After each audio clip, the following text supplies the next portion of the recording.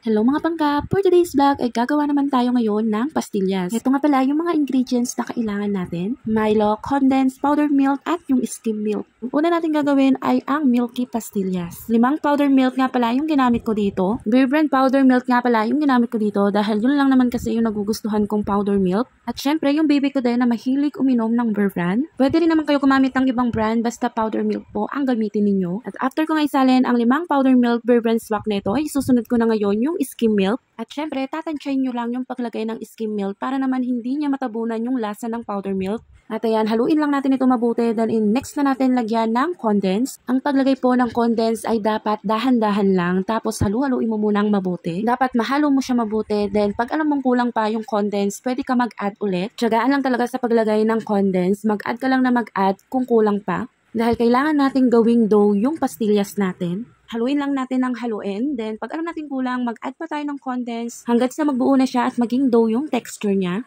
Pwede naman na pure powder milk lang ang gawin ninyong pastillas. Pero para sa akin, para hindi naman ganun katamisan yung pastillas na gagawin natin, ay haluan natin ito ng skim milk. Bagay na bagay ito sa mga gustong magnegosyo. Gumamit kayo ng powder milk tapos skim milk.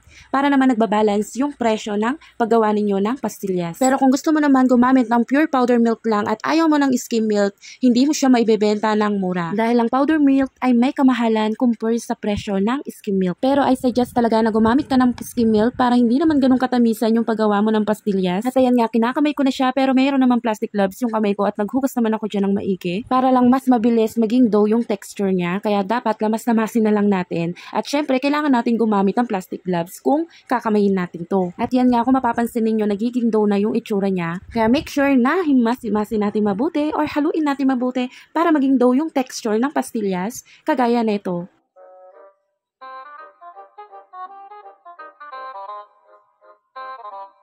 Pag ganito na yung texture ng pastillas niyo ay pwede nyo na siyang i-rest ng 5 to 10 minutes. At ayan, tinakpan ko lang siya ng plastic. Then mamaya ko na siya gagawin. And ang susunod ko naman ngayon yung Milo pastillas. 3 pack na Milo ang gagamitin natin dito. Pero 2 lang yung gagawin nating pastillas. Dahil yung isa is gagawin nating pang coating mamaya. Then haluan lang natin ulit ng skim milk. Onti lang yung nilagay kong skim milk para mas umangat pa din yung lasa ng Milo. At kagaya nga ng kanina na milky pastillas ay ganun din yung gagawin natin dito sa Milo. Syempre, ganun din, lalagyan natin ng condensed pero tatansyahin natin. Then halu-haluin lang natin hanggat sa magbuo na siya. Hanggat sa maging dough na yung texture. Kapag kulang pa yung condensed, mag-add lang kayo basta kailangan tansyado yung paglagay nyo ng condensed. Bawal na bawal sumobra. Dahil kapag sumobra ka sa paglagay mo ng condensed, magiging pangit yung texture ng pastillas mo. Pag okay na at ganito na yung itsura, ganun din, i-rest din natin ulit, babalutan lang ulit natin ng plastic. Then, ang next natin gagawin yung pang-coating. So, naglagay lang ako dyan ng skim milk, tapos nag-add ulit tayo ng isang Beer brand swak para naman mas sumarap yung coating natin. So, bali, 6 na po yung ginamit kong Beer brand swak dito. So, ayan, halu-haluin lang po natin ito mabuti. At ayan, umpisahan na natin yung paggawa ng pastillas. Ang kasama ko maghuhulma at magko-coating yung baby empoy ko. At ayan, umpisahan na po namin ang paggawa. Tinanong ko nga pala yung baby ko dito kung anong gusto niyang hulma. Ang gagawin namin, circle or square. Pero ang pinili niya ay circle. So ayan, bibilog-bilogin lang namin to lahat. At sobrang nag-i-enjoy yung baby ko. At ako din, nag-i-enjoy ako. Parang family bonding na namin to ng baby ko. Dahil nga po, hiwalay na kami ng daddy niya. At ako lang po yung nakakasama niya araw-araw. Kaya syempre, para naman hindi niya maramdaman na mag-isa lang ako. Or 2 lang kami. Kaya naman, gumagawa talaga ako ng paraan para mag-enjoy yung baby ko. Although bata pa naman siya, hindi pa naman niya naiisip yung mga ganun. Pero gusto ko kasi na kahit kang bata pa siya, is nararamdaman na niya na hindi ako nagkukulang sa kanya. Or ibinibigay ko talaga yung best ko para hindi niya maramdaman na may mali or may kulang sa amin. Pero nagsusupport naman po yung ama ng baby ko. And dinadalaw niya rin ito pagka hindi siya busy and nagbibigay ng support, dinadalaw niya yung baby ko. Although nag-aaya naman po ng outing or pasyal yung daddy ng baby ko, pero ako lang po talaga ang hindi pumapayag. Dahil din po sa hiwalay na kami at meron na rin po siyang girlfriend at anak.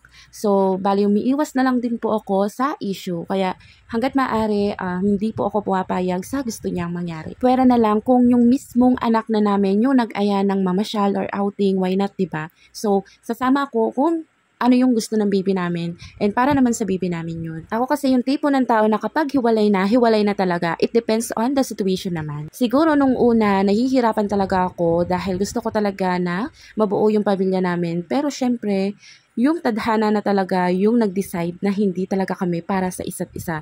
So, hindi na pwedeng ipilit ang hindi pwede. At kung saan-saan na naman mapupunta ito, kaya naman gumawa tayo ngayon ng pang-coating naman ng Milo Pastillas.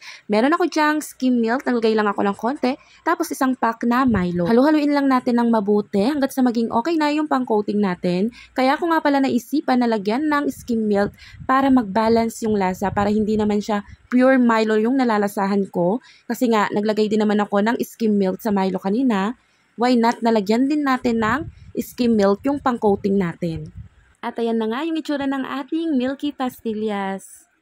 At ito naman yung ating Milo Pastillas. At ikaw na nanonood, kung wala ka pang maisip na pwedeng pagkakitaan o ibenta, bakit hindi mo itry ang pastillas? Bukod sa madali nang gawin, hindi ka pagagastos na malaking puhunan dito. At syempre, titikman ko yung Milo Pastillas. Grabe, ang sarap niya. Lasang Milo pa din siya. Pag kinain mo siya, chewy, tapos lasang Milo, yun, nalalasahan mo talaga yung pagka-Milo niya. At next naman natin titikman yung Milky Pastillas. Grabe, ang sarap niya.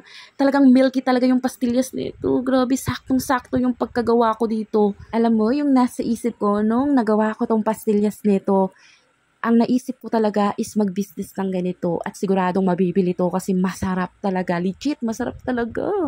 Kung iniisip nyo na matamis, hindi siya matamis. Sakto lang yung lasa niya, kaya nga sabi ko sa inyo, lalagyan nyo ng skim milk para mag-balance yung lasa. At hindi mauwi sa sobrang tamis. Kaya kung gusto nyo na perfect pastillas, gawin nyo na yan. Gawin nyo na yung mga sinabi ko, now na. Tapos, mag-business kayo nito, then i-chat nyo ako, balitaan nyo ako, bibili ako.